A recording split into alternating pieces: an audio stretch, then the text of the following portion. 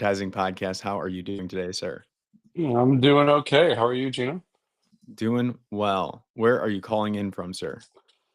Well, the okay bit is that I'm in Venice, California right now, and things have been a little bit crazy. But yeah, uh, a nice, un, a nice example of people banding together, I think, during tough times. Yes. And for those that are listening, because sometimes it takes us a while to post, is January 9th, like right in the midst of the fires. Is that correct? Yeah, yeah. Winds died down overnight, so things are looking a little bit better. But scary, spooky times and orange skies right now. Well, I'm sorry. Sorry to hear that. I appreciate you taking the time to be on the show. It Of means a course. lot to us. But we'll get into who you are, how you broke into this industry, and what it's like to be a co-founder and chief strategy officer at Nice and Frank. Uh, how's that sound for an overview? Sounds perfect. All right. And before we get into the story and the advice, let's get into some fun, lighthearted, rapid fire questions. Are you ready, Graham? Let's do it. All right. These are rapid fire. So, first thing that comes to mind, not a lot of thought. First question is, what do you think the best ad campaign of all time is? Only because it lives rent free in my head all the time. I would say Dumb Ways to Die. And I don't know, it's Mhm. catchy, it works, it's delightful, and I Yeah. know way more than I would about train safety. What's one word to describe the ad industry right now? Evolving. Dream client you love to work with. My childhood brain says Nintendo. My other childhood brain says the NBA, which I worked on at GSP. Dream clients aren't always necessarily what they felt like in your head. I think actually right now, I'm from Canada, and there's a funny little brand called No Name, which is this like, yeah, kind of like low cost, basic, just pure value play. And Mhm. given our philosophy at Nice and Frank on being radically honest, they do an amazing job of that. I'd love to work on them. Gotcha. And select one platform that you can only use for the rest of your life. TikTok, Instagram, or LinkedIn. I think I'd have to say Instagram because, increasingly it's just like you can curate it in a way that has artistic value, that does have business value. My co-founder is constantly sending me unhinged Simon Sinek kind of like founder inspiration bits. And then, of Mhm. course, mostly friends. I don't want to really connect with my friends on LinkedIn. And last question here, not advertising advice related, but if you can talk to your 21-year-old self and give one piece of advice, what would it be? Um, Risk is overrated, and the things that you feel are risky when you're young are much less risky than they are as long as you're just continuing to learn from them. Love it. Love it. Appreciate that. All right, let's dive into it then. Graham, thank you again for the rapid fire. It's a nice little way to get things started here. But first off, tell us about you and tell us about Nice and Frank. How do you guys fit into the advertising landscape? Totally. Well, so we're a little bit of a baby in the industry world. Started by my co-founder and I, Laura Petrocelli, in end of 2022. We were at Goodby Silverstein and Partners together. But Nice and Frank is an honest creative company. Our entire thesis is that more honesty earlier in the process, especially upstream with like more C-suite alignment, can just get you to less friction and less BS on the braver creative side. Like a lot of times that great creative ideas die, it's not because they weren't great creative ideas, it's because you didn't have enough upfront alignment to like make that brave creative leap together. And so that's really the entire thesis. And we've been kind of going through the entirety of the creative process, the brand strategy process to kind of weed out bullshit and try to get us to a place where we can have more honest conversations that just get us more quickly to bigger and better creative work. That makes sense. I can see how that ties to the name, but do you want to expand on how you arrived to Nice and Frank as the agency name? Well, it's kind of actually okay. So Frank is the was the original name and is the original thesis because it was all about honesty, Yeah. and we launched on LinkedIn. We have amazing lawyers, and they told us, yeah, there's like 60 agencies named Frank. They called it like sort of coexistence as it relates to sort of the legal term that it wouldn't be a problem because there are enough Franks in the ocean, I guess, to Mhm. support that entire ecosystem. Turns out, a few of the Franks were pretty upset that another Frank joined the mix, and so we ended up getting like 3 cease and desists. I'm staring at one right now that our team framed for us for our 1 year Aw, anniversary. love that. But anyway, so they were kind of like, "You'd probably win, but why bother when you're just starting an agency?" And then the irony of being kind of like sued and attacked, we realized it's actually sort of it was a critical invisible value of the company, which is that being frank alone is not enough. Like if you just you've been in rooms where people are just firing off hot takes and not really listening to one another. That's honesty, but it's not productive honesty. It's not productive conflict. And so the nice part is about creating environments of kindness and psychological safety where everybody's honesty is welcome. So Nice and Frank ended up almost like rounding out the true value system of the name. But the idea from the jump was put the values in the name and then use those as forever filters of the decisions that we make as a company. Love it. Makes a lot of sense. Yeah, just to be frank and without being nice, I can see that, there could be some issues there. So this Gets it's a nice gets ugly highlight pretty there. quick. Yeah. Um, Amazing. So when did it launch? It was around just over 2 years ago, 2.5 years ago. Yeah. October 2022. Yeah. Gotcha. An independent agency, I'm assuming, or am I Yep. incorrect? Yep. Nice, nice. So that opens a potential door. Talk about independent versus holding company. We can then talk about why you wanted to start it. Where do you want to take this? I think you said that you were at Goodby beforehand. Can you paint us that picture of where you're at in that mental space, right as you started thinking about launching Nice and Frank? Totally. Well, I mean, for the listeners that don't know, Goodby is one of the most amazing shops on the planet, with a storied history, running all the way back to Got Milk and through, building a lot of modern iconic brands. And it's one of those places, one of those lucky few places where the talent and the kindness are just there in spades, and it's always there. It there are some holding company things. It's an Omnicom agency. We all know the state of the merger and stuff like that, and it can just affect the, I think, like, ability to change the conditions where some of the creativity thrives at its best. So, a lot of times we talk about how burnout isn't just hours worked, although there's some serious examination that needs to happen on how many hours we need to be working in this industry.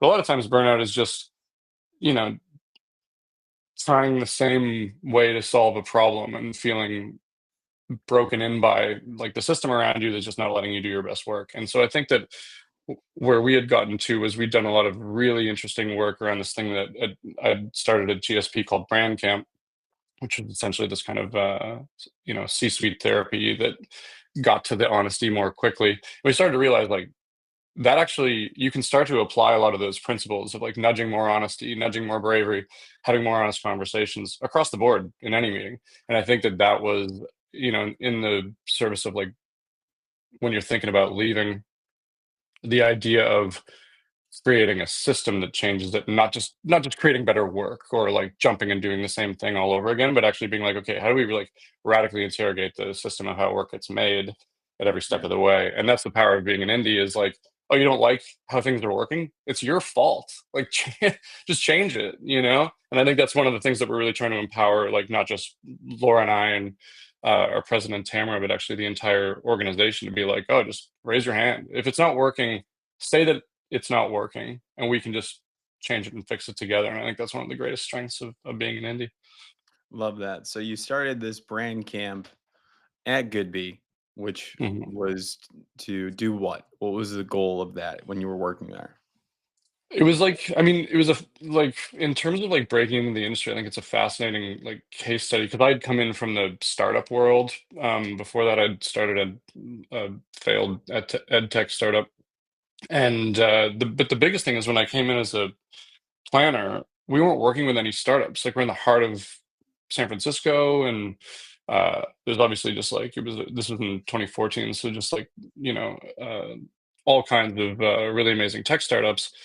Obviously, from a price standpoint, a lot of the big agencies, they're just not set up for that, but they're also just not working in the same way that we traditionally work with clients at bigger shops. And so I started this. It was basically like it was kind of a mess. It was like a brand hackathon. It was like on the weekend we gave people vacation lieu days to show up. So it's of course just like a ragtag squad. It was six startups with their founders, and then we just built ragtag teams of copywriters, art directors, strategists, EAs. Like it was a mess, and there was no real structure except that you had to work with the founders, sit with them, be in the mess with it, and kind of give them a new brand platform over the weekend. And then you'd Love pitch it. those to the founders of the agency, some Google Ventures folks, whatever.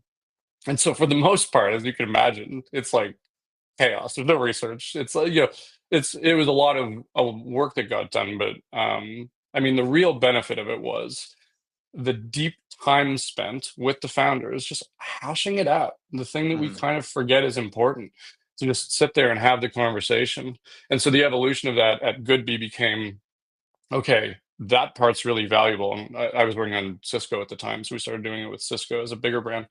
But it was just like, okay, we need a little bit more research to ensure that the conversation, that if we get through trade-offs and alignment, it's actually rooted in something real. So then we added a lot more internal, anonymized one-on-ones with folks at the company, a lot of rigorous consumer research. Oh, And nice. then once you start having that stuff, you're making real trade-offs together that are informed, and that productive debate gets you to an aligned place, and then you can go and run. But that was kind of the thesis, and it eventually became an offering that GSP still runs. Nice, nice. So you built was Brain Camp your brainchild, and then like, did you own it or was it owned by Goodby? So it was my brainchild at Goodby, like Yeah, while within working at their Goodby. sure. I left and ran sort of just a one-person consultancy where I was doing it for a bunch of different startups for a few years. It just really helped with the speed of like test and iteration, like where are you pulling inspiration from in terms of making the thing better. And then I came back actually to Goodby and ran it for 3 years as a standalone Cool. business unit and had a team around it.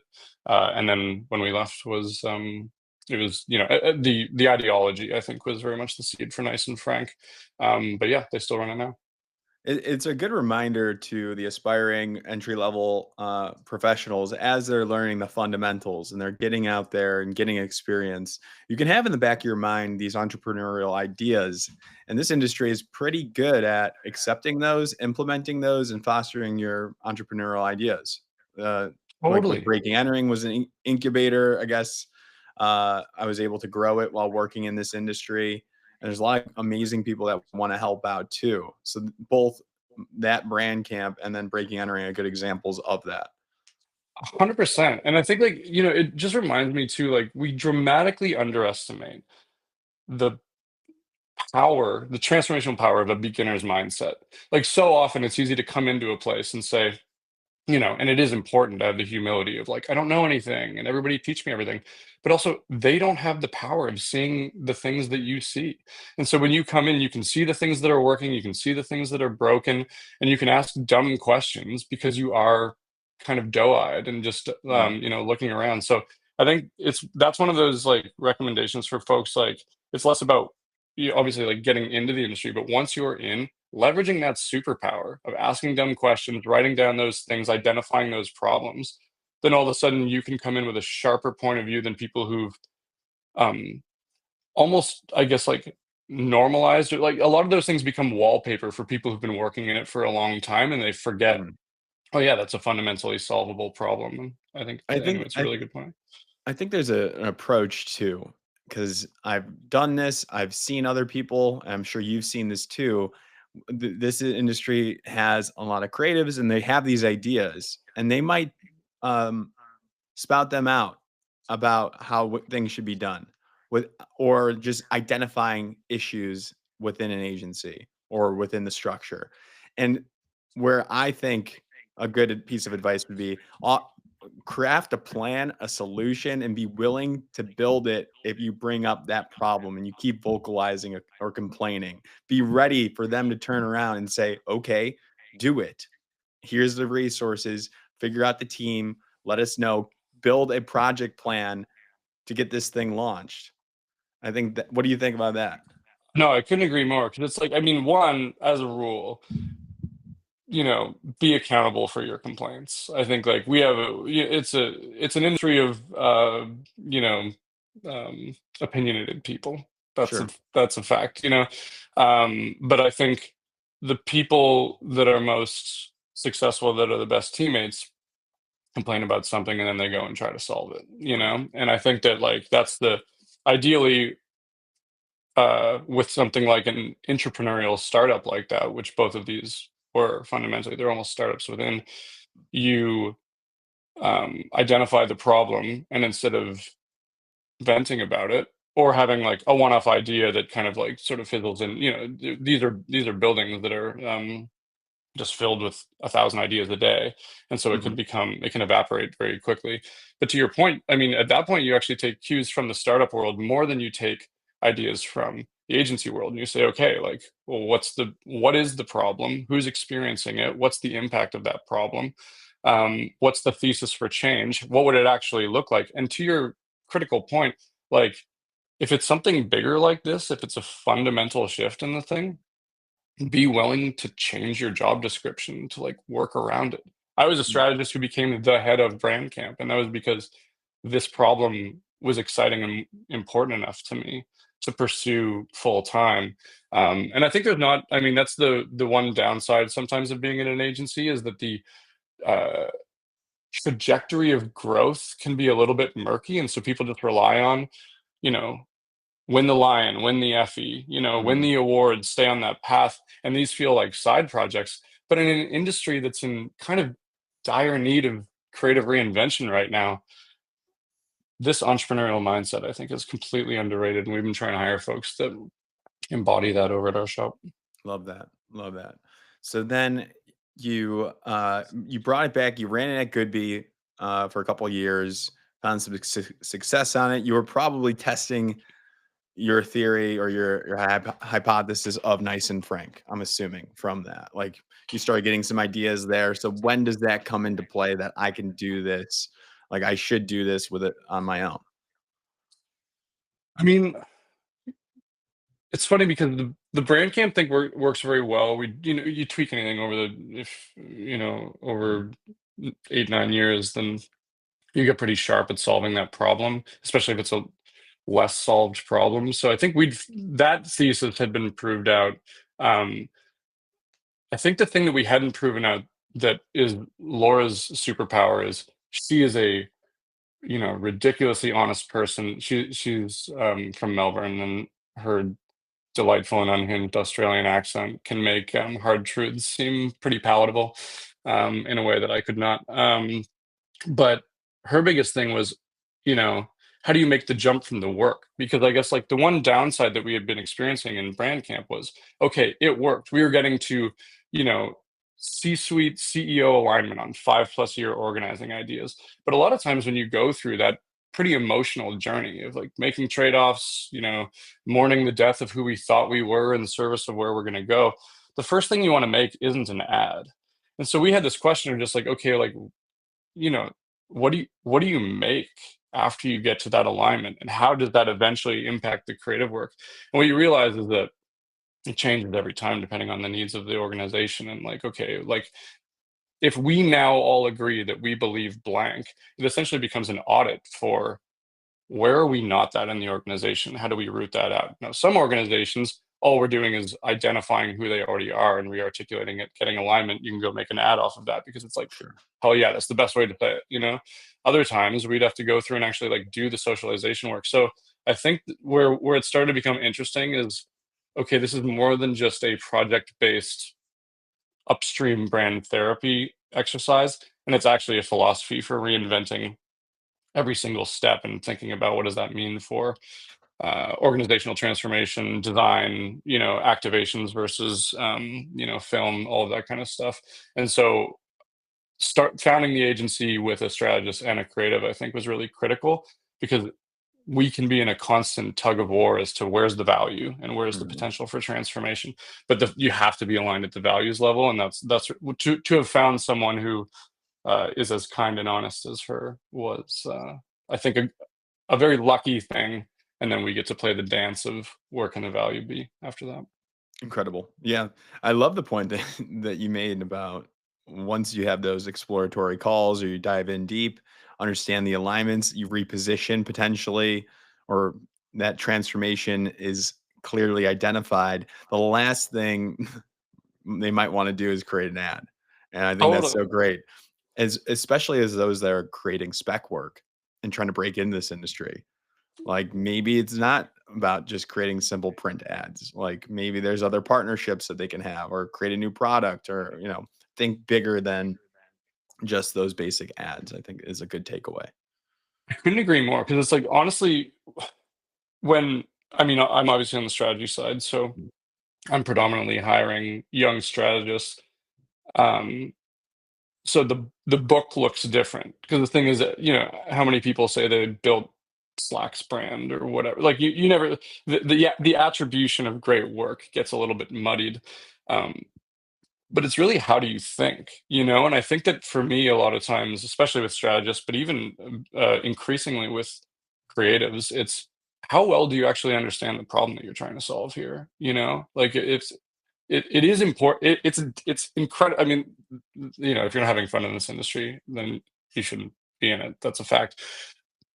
But then you want to balance that fun with an understanding of the business problem, where you would come and say, this isn't just the best film script that I could have made in terms of spec work for this, but that I can, you know, look at this brand, look at the context in which it exists, look at why it's not doing as well as it should, look at its secret superpower, and therefore recommend this unexpected action that's going to draw Mhm. attention and change perceptions or whatever. And I think that, then you add the layer of craft of, was it a great line or was it an amazing insight? But my ability to quickly draw your understanding of the business problem to the idea that you came up that's going to solve it is so important. Because honestly, the industry right now is under a bit of scrutiny, where we've been guilty in the past of doing things that make us laugh, or that, we always joke, um, send the creative team to shutters to have a few nice days on production, when that's not necessarily, the value that's being added. Um, and so, yeah, just being able to see that people have an instinctual mindset of how to creatively solve the problem is, a Right. really powerful way to break into the industry right now. Right now, we have a brief out to all the aspiring advertisers. Maybe not by the time this post, we'll see, but it's how do you get people to go back to the movie theaters? It's for AMC, Mm, and we targeted like millennials and Gen Z who are watching Netflix and stuff like that. Like, it's a really and we had like a pretty standard brief, and then Nils Leonard's judging it, and he's like, blow up the brief. Basically, what you're saying as well. Like, we want to see something that's big, that's like maybe change the entire business, like a whole business transformation. He kind of specified. So, they're like very similar thinking there. And those responses, what people will come up with, I'm really excited about to see like the strategy behind it.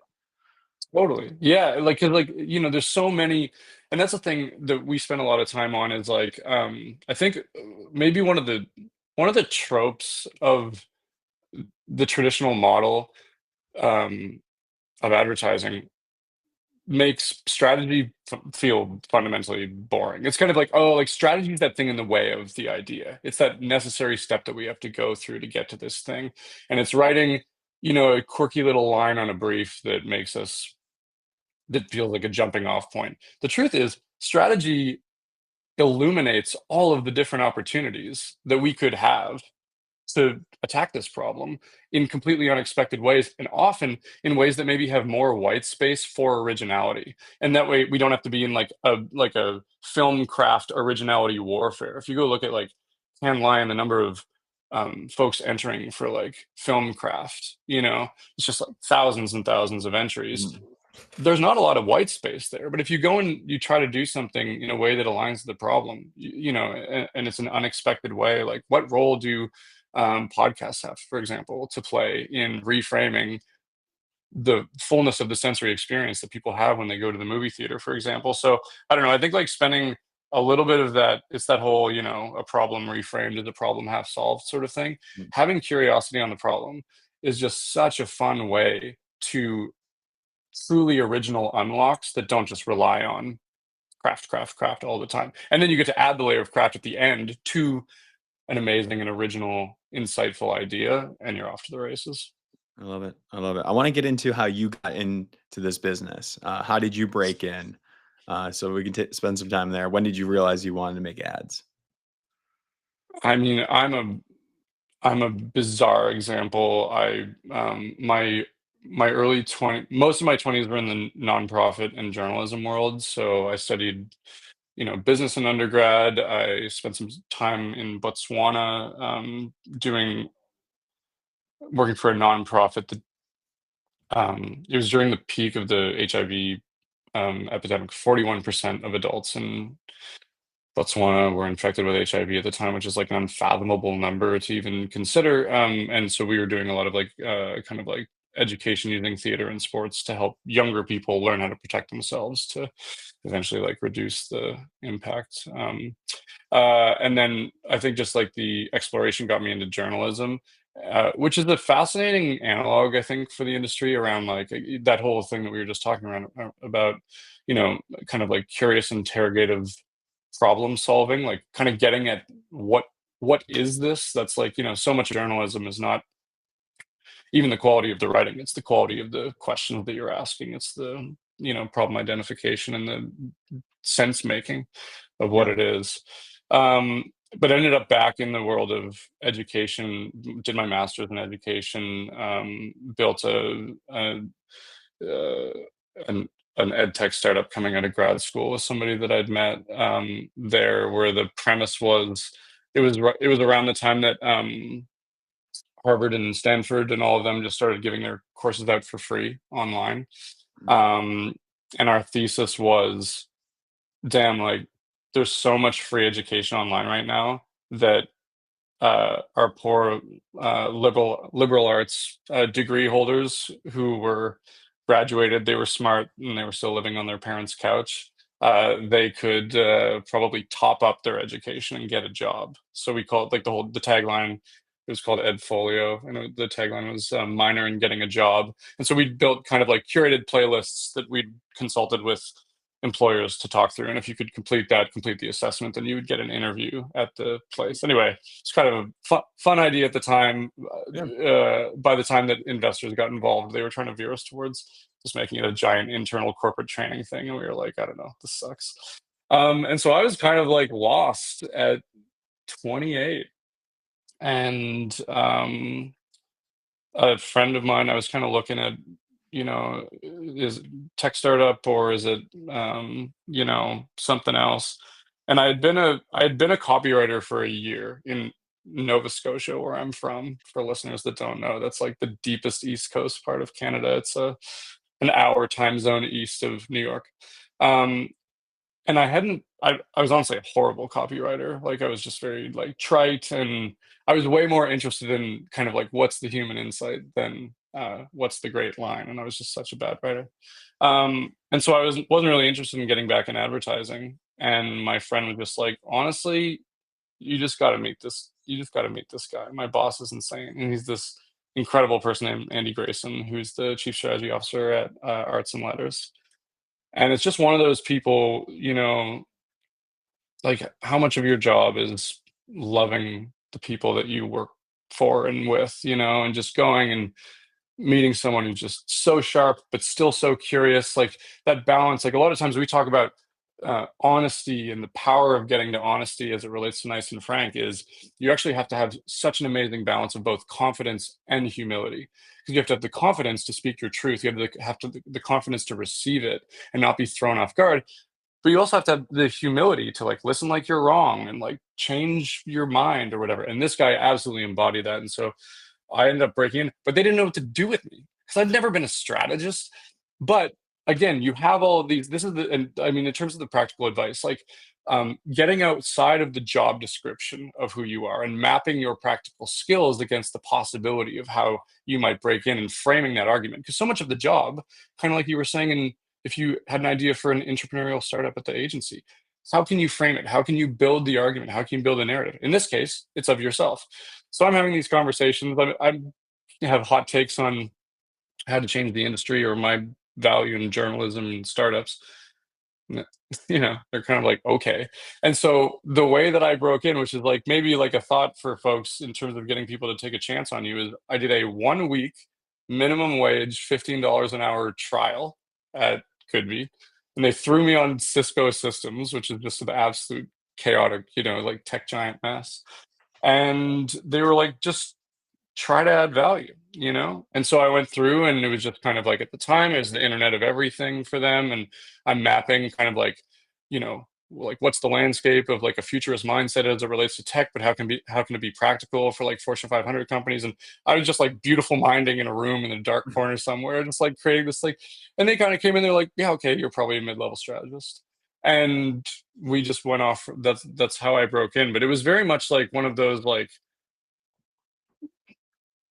I thought that I should work there, and they kind of thought that I should work there too, and you just had to, like, almost, like, both lean in enough to create sufficient collective value to make it work. It was very weird. This is incredible. It's incredible. I think knowing what you know now, I guess, what would you tell the aspiring strategist today to expedite the process, to break into a good be like agency, nice and frank like agency, like a powerful, big, big creative presence agency? Yeah. I think, like, honestly, the biggest one that I just keep seeing is, um I don't wanna full blown say, like, ditch the frameworks because as you're learning, it's incredibly important to be able to, really, like, look at and see things that reconcile, problem and insight and idea and tension and, advantage, a lot of the things that are really valuable. Just don't allow yourself to become a slave to them because I think a lot of strategists that I see falter a little bit just kind of come in and it's, this kind of like anxious, like I have to write the brief or I have to fill the thing out. And the truth of it is like so much of strategy right now is so bespoke. It's like a lot of like these problems are like very different and it's not the McKinsey, we have 21 different templates and it's all going to work. So that some of that works, in that world. But for a lot of this stuff, in a quest for pure originality, it's the softness of like taking it easy, being childlike curious, asking really dumb questions, asking really thoughtful questions. Like if you could just like go and spend more time listening to your stomach and having those questions. And then also within, kind of like where we are right now, question the parts of the strategy process that don't seem to be working for you.